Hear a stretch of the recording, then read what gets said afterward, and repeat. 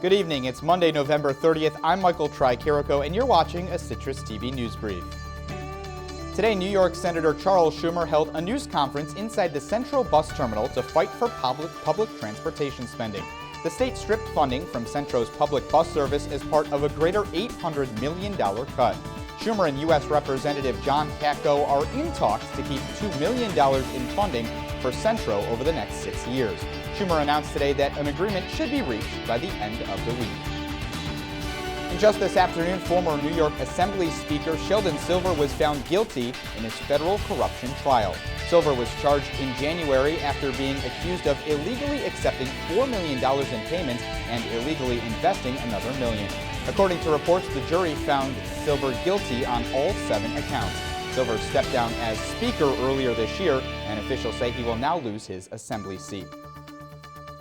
President Obama met with 140 other world leaders in Paris today at the UN Climate Conference. And although there were several discussions about the terrorist attacks, the main discussion surrounded the environment.